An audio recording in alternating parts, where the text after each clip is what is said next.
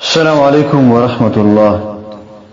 الحمد لله والصلاة والسلام على رسول الله وآله ومن والاه وبعد. أعوذ بالله من الشيطان الرجيم. بسم الله الرحمن الرحيم. والعصر إن الإنسان لفي خسر إلا الذين آمنوا وعملوا الصالحات وتواصوا بالحق وتواصوا بالصبر. وعن أبي أيوب الأنصاري رضي الله عنه أنه حدثه أن رسول الله صلى الله عليه وسلم قال: من صام رمضان ثم أتبع 6 من شوال كان كصيام الدهر. رواه مسلم. محترم د عید فطر چې کوم ورځ ختم شوه، دا ورځې د شوال د 6 ورځو لپاره مناسبې ورځې دي. پر راجح قول د علماو باندې عید فطر دا یو ورځ دی، نو کولی شو دغه نه وروسته د شوال 6 ورځې شروع. د شوال د 6 ورځو نه مخکې محترم خبره واورئ، هغه دا ده چې یو د رمضان روژې دي، هغه فرض دي، هغه د اسلام رکن دی. یو د رمضان نه غیر نفلي روژې دي. په ډېرو میاشتو کې نفلي روژې شته، شوال کې هم 6 ورځې دي. پس چې کوم روایت موي او روایت د ابو ایوب الانصاري رضی الله عنه، بعض علماء دا روایت ضعیف کړی دی، و دا روایت مولا الخری موضوعات کې نقل کړی. محترم هغه روایت جدا دي او دا روایت جدا دي. هغه مسلم روایت ته رسید سند له حسن. دې روایت کې یو کلمه راځي چې ثم اتبعه، دا راځي. نو اتبعه نه بعض علماء دا استدلال کړی چې اتباع کې پکار دار چې توالی پکې او اتصال پکې. متصل به رمضان په سینې او 6 ورځې یو ځای نیسي.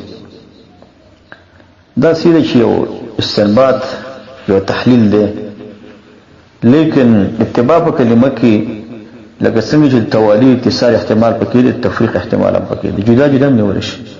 کولی شي د شوال د 6 ورځې پنځشنبه او دوشنبه کې ونیسي، د هفته کې به ختم شي. دواړه احتمالات پکې شته دي. د یوې نفلي روژې د الله رضا لپاره نیول ډېر فضایل لري. چې یوه روژه څوک نفلي ونیسي، یوه روژه ډېر فضایل په حدیثو کې نقل دي. او بیا دا د شوال 6 ورځې د ډېر فضایل دي. د دې حدیث مخکې یو قصه ذهن ته راغله، سره د فائدې لپاره. د یو باچا لور وه. د باچا لور دا شرط یې ایښی، زه به هغه چا سره نکاح کوم چې هغه به روزانه قرآن کریم یو قرأت وایي او ټوله شپه به تهجد کوي او روزانه به روژه. دې شرط څوک نشي تېرولی، سخت شرایط دي.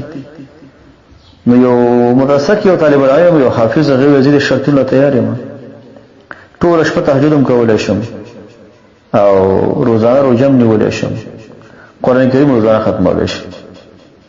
کله چې دا کس دې شرایطو له غاړه کېښودل، رسید نکاح سره وکړه، واده یې وکړه. د واده څومره تېرې شوې، نو هلته خبره کړې وه چې روزانه به دغه کوي، روژه نیسي. به دا په غرمه کې په سر کې دا چې نه مخکې د عیسی خان باندې ناست، ماخوستن منځو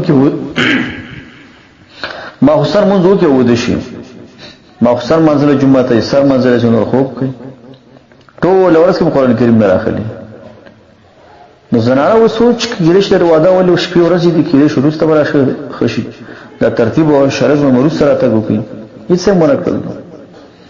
په دې کې زنانه ته پلار ته ویلې چې دا کس خو په شرایطو باندې نه راځي، دا کس یې راغوښتی د خلکو په مخامخ چې دا زما لورګۍ خو شکایت کوي تا نه، ته خو په شرایطو عمل نه کوې. ویل ګوره ما په شرایطو عمل کړی دی.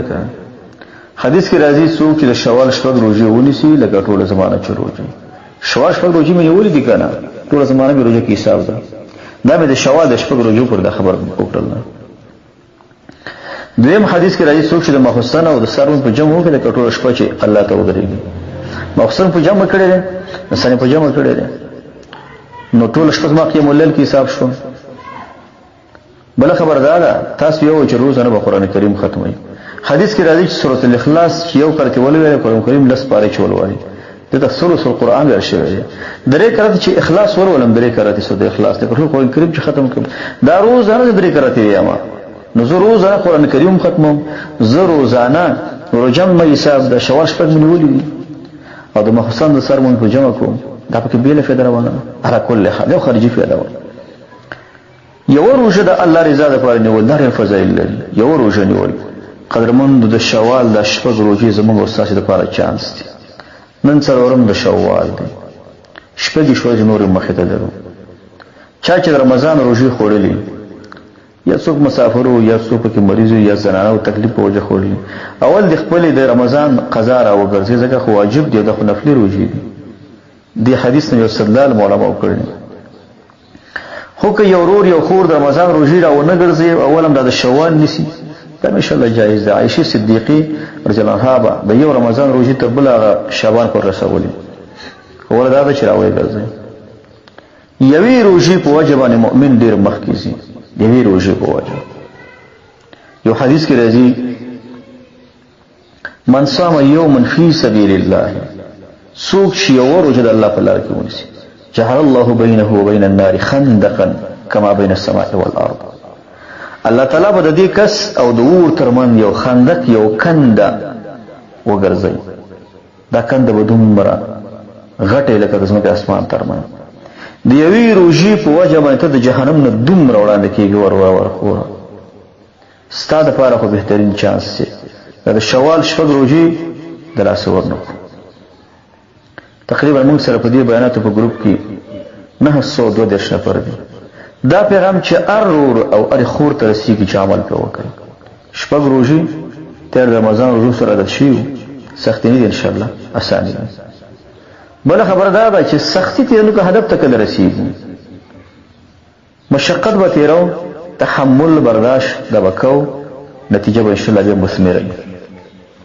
ول حدیث کې راځي من صام يوما في سبيل الله بعد الله منه جهنم مسيرة 100 عام دا زوسی جامع صغیر کې دا نقل دی او د مخکینه روایت چو هم جامع صغیر کې سي جامع صغیر کې څوک یو روزه د الله د رضا لپاره ونیسي الله به دا کس د جهنم د اور نه دومره وړاندې په اندازه د 100 کالو مزل څومره مفیده خبره بل وکړي راځي من صام يوما في سبيل الله بعد الله وجهه من جهنم 70 عاما دغه مخکې یو بل وروت خریف کلمه راغلی ده من صام يوما في سبيل الله سوچ یو روزه د الله لپاره ونیسي بعد الله وجهه عن النار 70 خريفا او یا خریفه وي الله دې وړاندې کی او یا خریفه بل وروت دا سم راځي چې الله تعالی به دا کس د اور وړاندې کی په اندازه د اویا کارو مسل باندې څوک یو روزه د الله رضا لپاره ونیسي بل وروت راځي الصوم جنة مشکات کې روایت ده روزه ډال دی ډال نو ډال باندې خلک ځان دشمن نه بچ کړي نو ته روزه ونیسه او ځان په الله د عذاب نه او د مشکلاتو نه ځان بچ کړي ځکه دا صحیح روایت ده الصوم جنة من عذاب الله روزه دا ډال دی د الله د عذاب نه صحیح روایت شیخ البانی سلسله ساکه نقل کړی دی عليك بالصوم فانه لا مثل له روزه ونیسه د بل مثل نشته روزه خپل عبادت ده د رمضان په بیانات کې موږ د روزي فواید تقریبا تر 3 شهور فواید رمضان لري روزه نیول دا خبرې د قدرمندو چې چانس ته دا غچاره پر چې دا ژوند دي دنیا کې د خلکو سره خو وخت تیر کوي حقوق العباد ادا کوي د الله حکم ادا کوي زما استاد مرګ نرسته فقط خلق زما استاد یادونه کوي پلان کې خو پلان کې بدو پلان کې عمل دسیو د پلان کې عمل دسیو دا و څومره خې چې موت نه یو خلق موت په خو صفاتو باندې یاد دا موت چې پس د مرګ خلق په خو صفاتو باندې یادای دا زما سنن دي عمل له ضرورت ده او ډیر زیات ضرورت ده ورته انتهایی ضرورت ده چې اعمال اخلاق معاملات عقاید د اسلام او دا جوړ او ډېر کوشش وکړي باندې د کوشش